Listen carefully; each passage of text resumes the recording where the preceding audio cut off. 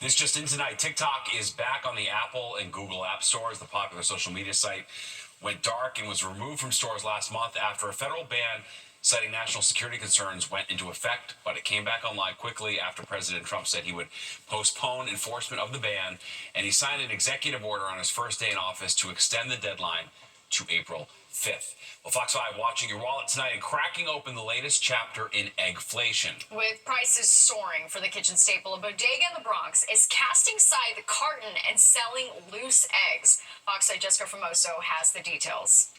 By now, we've all seen the prices. Sticker shock when paying for eggs. How much are you paying for eggs right now? $12.99. Have you ever paid this much? No, and I never will. Again. It's horrible. But at Pamela's Green Deli in the Bronx, the owner's trying to help out his customers. If you can't pay $10.99 for a carton, how does $2.99 for 3 eggs sound? Radames Rodriguez is selling loose eggs, 3 eggs in a bag. He started doing this 2 weeks ago. He puts out about 5 dozen a day and says he sells out. If you only have $20 and you're already spending $12, $11 for 1 dozen eggs, then what's going to happen with the rest of the stuff, like bread, oil, milk, and things like that? Rodriguez has been in business for 40 years and says he has never seen the price of eggs this high. Selling loose eggs like this, he says, was a no-brainer. This is how they sell them back at home in the Dominican Republic. Seeing the people when they see the price and the eggs, and sometimes they leave the eggs because it's too expensive. So I call my partner and I told him, listen, why can't we not do it, the same thing I used to do in my country, selling loose eggs. Before the bird flu outbreak, most recent, he was selling a dozen eggs for $5.99. But for this customer, $1 an egg is still too expensive. And if I don't have eggs, they don't have them. We know our community, and we know how hard it is for them. This is the people who's coming every day for their meal. It's not like they have the money to go to the supermarket.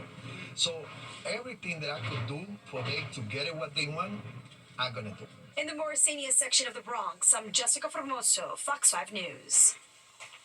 Developing tonight, the National Park Service has removed any reference of transgender people from the Stonewall National Monument webpage. The New York Times was the first to report the change. It comes as the Trump administration says the federal government should only recognize 2 sexes, male and female. City Council member Eric Botcher says the rebellion at Stonewall would not have happened without trans people. The Park Service Public Affairs Department did not immediately respond to a request for comment. In Munich, Germany tonight, extremely tight. The MTA is trying a new tactic to stop fare beaters. They're installing these crescent-shaped wings, which add about 5 inches to turnstiles.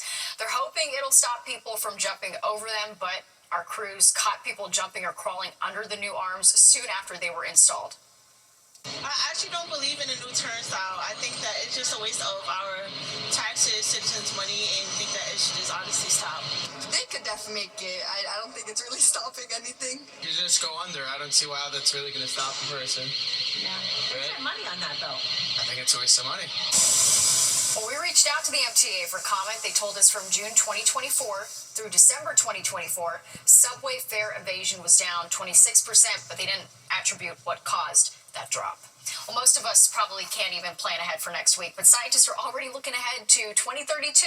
Speak for yourself. Okay. All right, they're tracking an asteroid that has a 2% chance of hitting the Earth 7 years from now. Fox 5's Richard G. Kovis with what we need to know.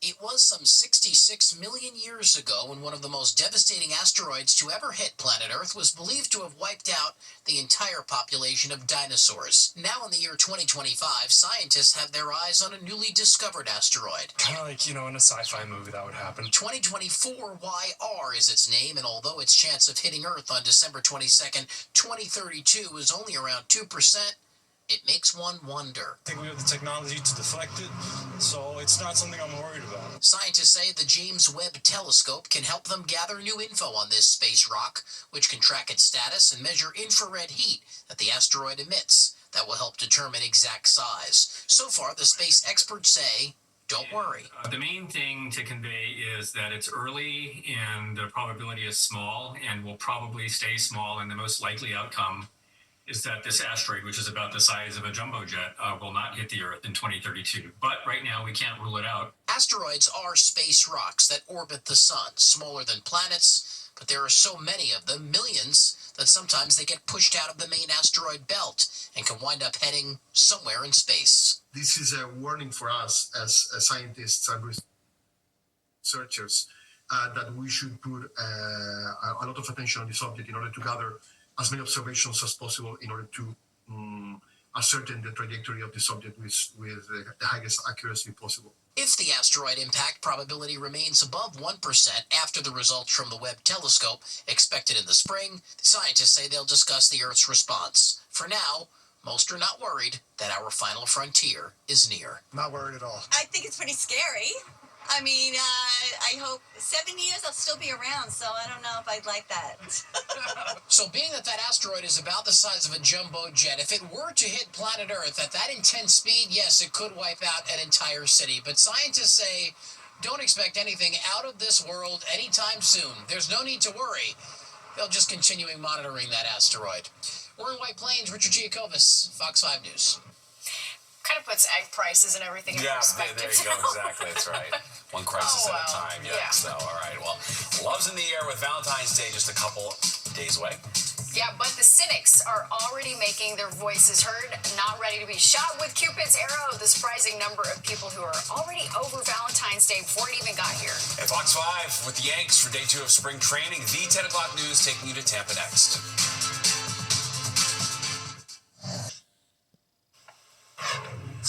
Now to Tampa, where the Yankees are shaking off the rust and getting ready for the regular season. And with pitchers already in camp, all eyes are on the team's revamped bullpen. Tina Cervasio takes us to spring training. At day 2 of Yankees pitchers and catchers workouts, some roster news to speak of. While manager Aaron Boone said he did speak with pitcher Marcus Stroman when he arrived here in Tampa last week, the Medford, New York native has yet to participate in any on-field workouts. This is video of Stroman working out last year at spring training. After a great start to the season in 2024, Stroman eventually found himself in the bullpen. This offseason, the Yankees tried to trade Stroman, and he has not participated in the first 2 days of on-field drills. Boone says Stroman technically has until February 22nd to report before repercussions, and was asked if he addressed the trade talk when the two met this week. No, we didn't even get into that at all, other than to acknowledge, that it's, there's been obviously the noise and the situation that he walks into and having, 6, 7, 8 starters, all that. So biggest thing is he's ready to compete. The rest of the Yankees pitching staff is all here, including the player who will catch them this season as their starter, Austin Wells. In an exclusive interview with Fox 5, Wells talks about the retooled bullpen, which includes new lights-out closer Devin Williams, acquired from the Milwaukee Brewers this offseason. You could go from the first guy to the last guy and be excited about it, I think. So getting to catch guys like that who had great success and bring guys back like Tim Hill, who just came in and was so special for us. I think that's just what the Yankees do, and I think that having this group of guys that we do going into the season is going to be really special. Wells also tells me it's an incredible honor and responsibility to be the Yankees starting catcher, and he aspires to be like some of the great catchers of Yankees past, including Yogi Berra and Joe Girardi, who have, quote, won many rings. Getting back to that World Series and winning it this time around is definitely the theme here at Yankee spring training. Reporting from Tampa, Florida, I'm Tina Cervasio, Fox 5 News. And having a delivery driver bring you food, that's so last year. That's right. For the first time on the East Coast, when you use a popular app, your meal could be brought by a robot, but the real question is, what about tipping? We actually get an answer to that. That's what I wanted to know about. Yeah, that's the big question. And get ready to dig deeper into your wallet to pay that monthly utility bill when millions of New Jersey households will see the hike. You're watching the 10 o'clock news. Get ready for a jolt when you open your next utility bill. Millions of New Jersey households could see a rate hike ranging anywhere from roughly 17 to 20%. Okay, it's set to take effect in June. Fox 5's Kendall Green explains the reason behind the jump. Jersey residents can expect another hit to their wallets later this summer, as costs of their electric bills are set to take a hike in June. The board pointed out a yearly electric auction among the state's top 4 electric companies, triggering the hike. No one likes to see bill increases, so we understand that. The board's president sympathizing with residents who share it's another added expense they aren't ready to absorb. I hate it. I think at the end of the day, there's a lot of people going to work that need more money to be able to operate, and that hurts everybody's bottom line. Oh, of course, 17% is a significant increase. The 17% hike set to take effect on June 1st will cost customers roughly $20 extra per month in their electric bills. And it follows a similar hike last summer, where consumers' monthly bills jumped up nearly 9%. The board blamed the hikes on the growing demands on an already stressed electric grid. These are not very happy results. Prices are going up. We understand that. As residents share, it won't make life any easier. I think the worst thing about utility bills going up is it's passively hurts you. And it's one of those things at the end of the year, you look at your utility bills and you go, wow, that's actually a lot less on the table.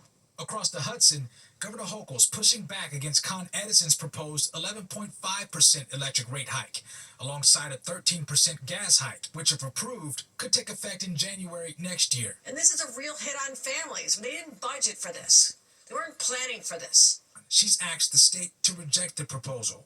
Now here in Jersey, the Board of Public Utilities invites residents to participate in Energy Assistance Day on February 19th. They can get assistance filling out applications if necessary. You can find out more information on nj.gov's website. That's the latest here in Hoboken.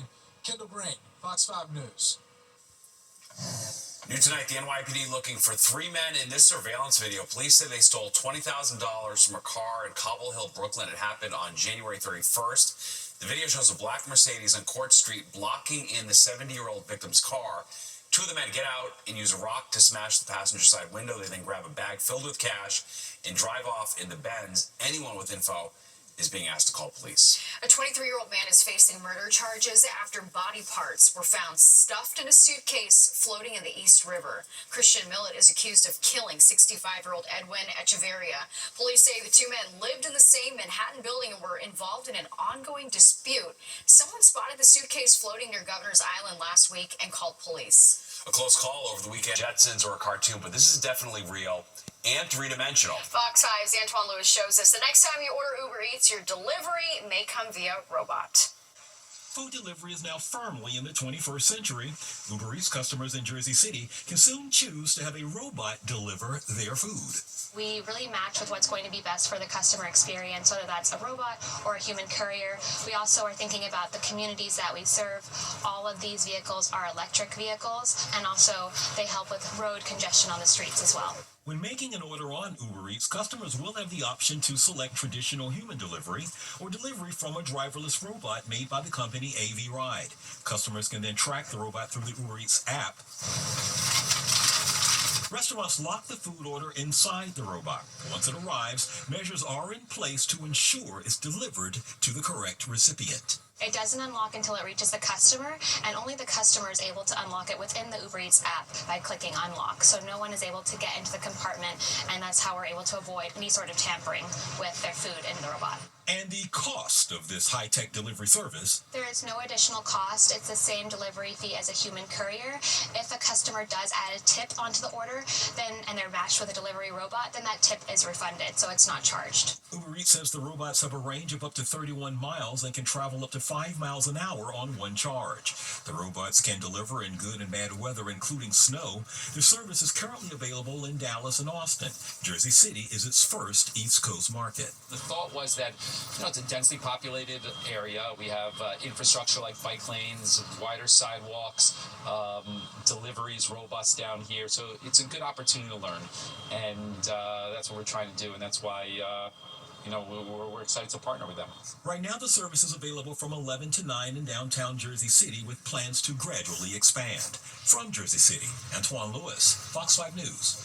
Well, tomorrow is all about love, but not everyone is feeling it. All right, in fact, new numbers are in, and they're revealing just how many of us are ready to burst the love bubble and are over Valentine's Day. Plus, calling all wizards and muggles, Daniel Radcliffe is so 2001. That's right, Harry Potter is about to get an on-screen reboot, but will lightning strike twice?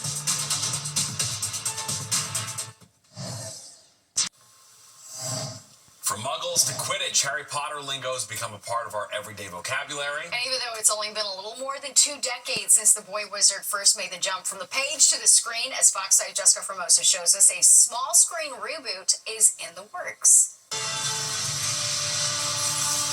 It's been more than a decade since the last Harry Potter movie was released in theaters, and now Potter fans get ready for a TV series. It's like something incredible because I'm super fan since the first movie and reading all the books, so I'm just waiting for it. I don't want it to be based on Harry.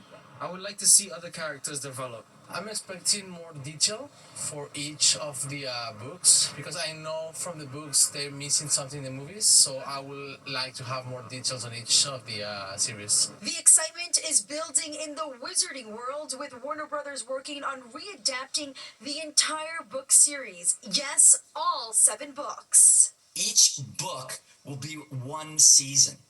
Maybe even more than one season. So if you take a book and you do the movie on it, which is what they did, 20 years ago, this will be more detailed. They won't miss a page, and it'll probably take, HBO said, 10 years until they complete the whole series. This series will be coming to HBO Max sometime in 2026. There's been no official casting news yet. However, John Lithgow is in negotiations now, deep negotiations, to play Dumbledore. And I know they're auditioning 32,000 children to play the roles that were originally done by Daniel Radcliffe and Emma Watson in the movie. Neil Rosen is an entertainment critic. They're doing a reboot, but it's not like they're rebooting something that came out like 30 or 40 years ago. I mean, the Harry Potter movies are fairly recent. Yeah, the first one came out 20 years ago, but the last one didn't come out that long ago. So to reboot this whole thing to me is, I think it's kind of a money grab. One thing is for sure, Harry Potter fans are loyal, and clearly there is a market. In the Flatiron District, I'm Jessica Formoso, Fox 5 News. Oh yeah, and it's worldwide, so it's huge money. For sure. All right, well, it's Thursday night. You know what that means? The flowers haven't even been delivered or ordered. The candy's still wrapped, but it looks like there are a lot of cold hearts waiting for Valentine's Day. Oh, as Fox 5 Jennifer Williams shows us, new numbers reveal just how many people think the holiday is overrated. You might see signs of Valentine's Day throughout the city in February, but this year, not everyone is feeling the love.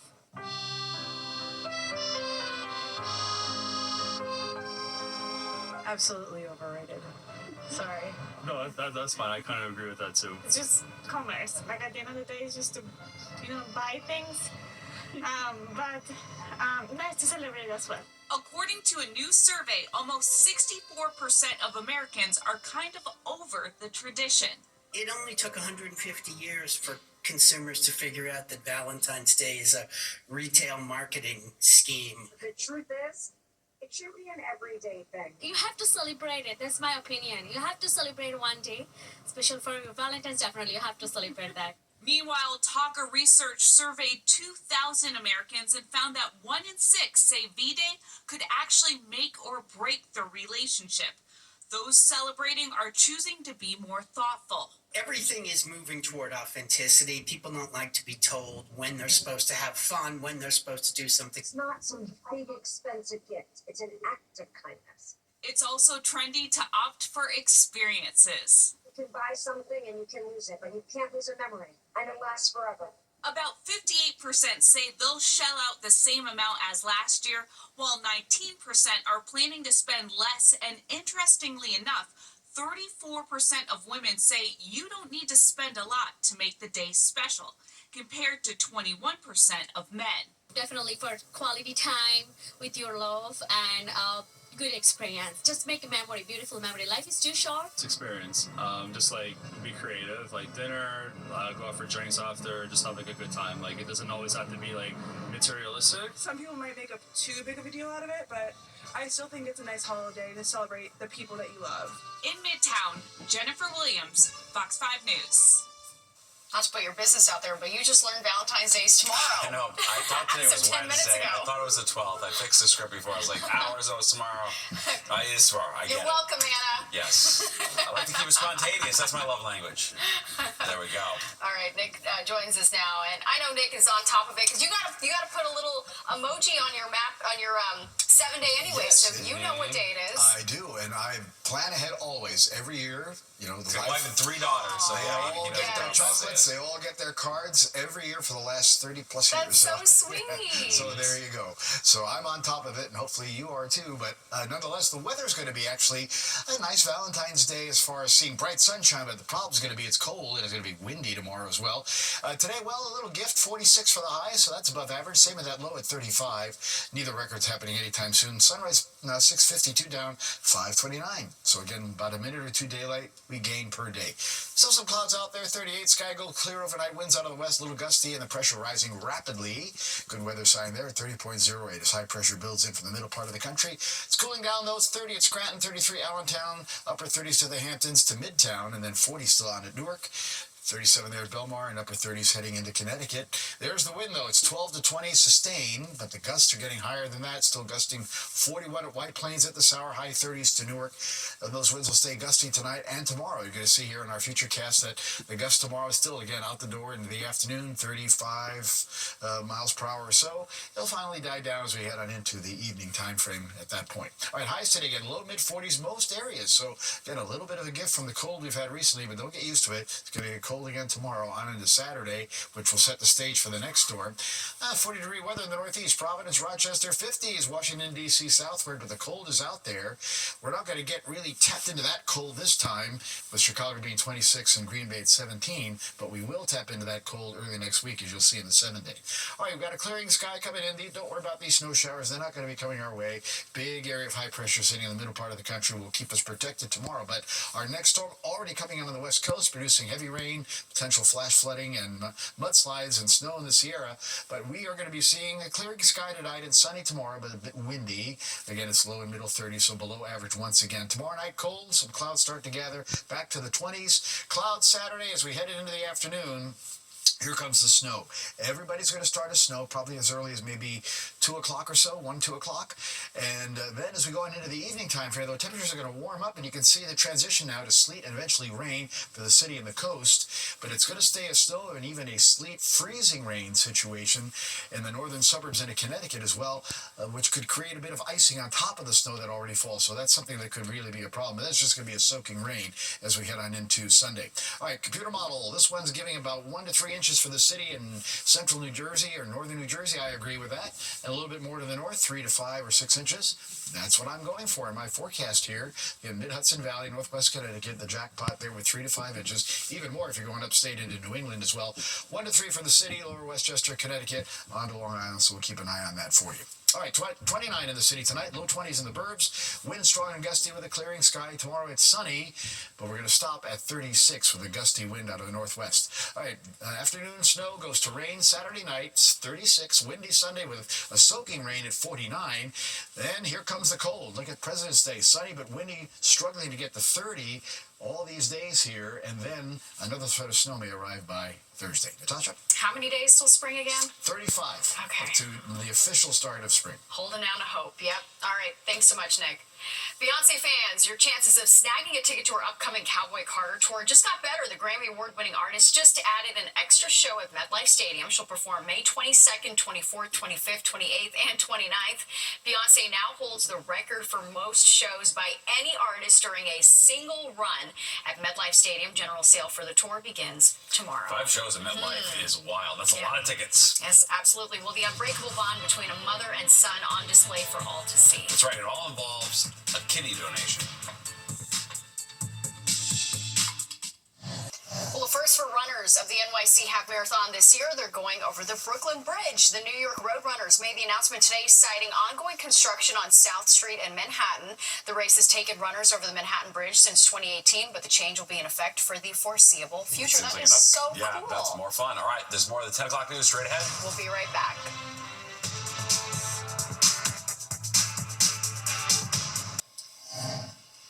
Long Island couple proving time has no meaning when it comes to true love. After 65 years of marriage, they say the relationship is just getting stronger. Carol and Sidney Zerlin got married on February 6, 1960, and celebrated the recent anniversary by renewing their wedding vows. Their relationship began when they were in their 20s. They're now in their 80s. Carol and Sidney have 2 kids, 2 grandchildren, and 1 great-grandchild. Here's what they say is their secret to longevity. Never go to sleep angry. Try not to be angry. Just be as flexible as you can and enjoy every second. Not every minute, but every second. So sweet. Yep, the granddaughter tells us she hopes to have a relationship just like theirs one day. Totally goals. And don't go anywhere. Good Night, New York with Crystal Young and Ryan Christopher is next at 11. You do not want to miss it. All right, that does it for us today. If you missed any part of the 10 o'clock news, you can always catch an encore on our free streaming app, Fox Local. Where you can stream our newscast anytime. Have a great night.